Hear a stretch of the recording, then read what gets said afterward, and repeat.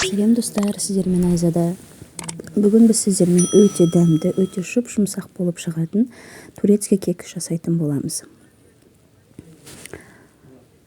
Оған керекті заттар: ұн, қант, сүт, қопсытқыш, какао, 2 жұмыртқа және сұйық май керек. Барлығын описанияға жазып кететін боламын. Ең бірінші 2 жұмыртқамызды жарып, оған қантымызды салып, миксердің көмегімен жақсылап бір қалыптыға араластырып шығамыз. Араластырып болғаннан кейін сүтімізді құямыз. Одан кейін сұйық майымызды құямыз. Және тағы бір рет араластырып шығамыз.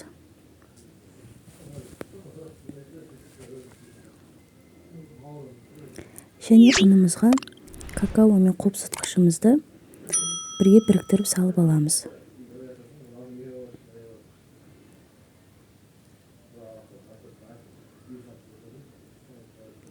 Барлығын жақсылап араластырып,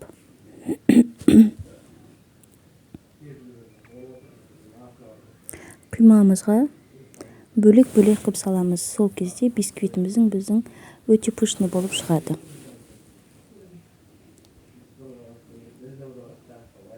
Мінекей біздің бисквитіміз дайын болды. Табағымызды алып, сары майымызбен асты жабысып қалмау үшін майлап шығамыз. Одан кейін бисквитімізді бір келкіға орналастырамыз.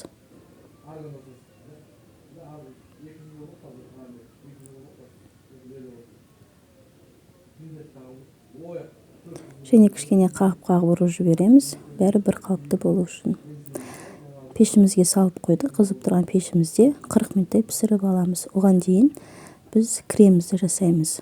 Ең бірінші сүтімізді саламыз, оған қантымызды салып бір келкіға араластырамыз.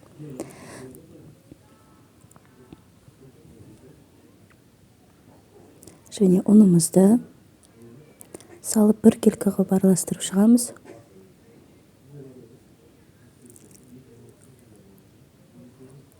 Одан кейін кукурузный крахмалымызды салып бір келкіға араластырамыз. Барлығын бір келкіға араластырғаннан кейін отымызға креміміз қоюланғанша араластырып отырып пісіріп аламыз. Мінекей біздің креміміз қоюланды. Осы ыстық күйінде бөлме температурасындағы сары майымызды салып бір келкіға араластырамыз.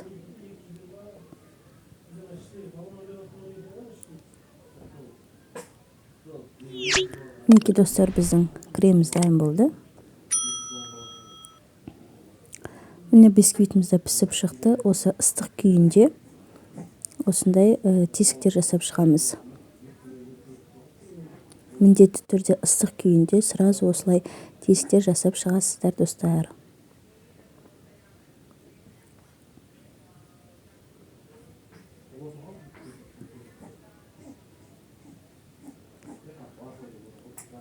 Одан кейін үстіне осындай сүтімізді бір келкіға құйып шығамыз. Бисквитіміз сол кезде өте жұмсақ болып шығады. Мінекей біздің бисквитіміз суыды. Міндетті түрде суығаннан кейін ғана кремімізді үстіне құямыз. Мінекей кремімізді құйып шықтық. Мінекей. Және ең бетін өздеріңіздің қалауларыңызға әрлеп шықсаңыздар болады. Мен бетіне какао сеуіп шықтым. Барлығын сеуіп, әрлеп болғаннан кейін холодильнигімізге 1-2 сағаттай салып қоямыз.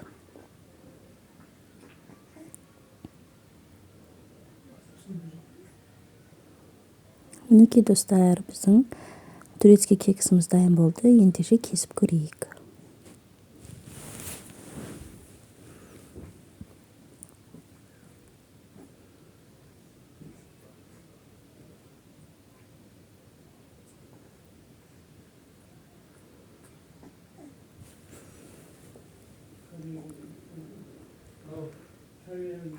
Қараңыздар достар, өте дәмді жұмсақ болып шықты.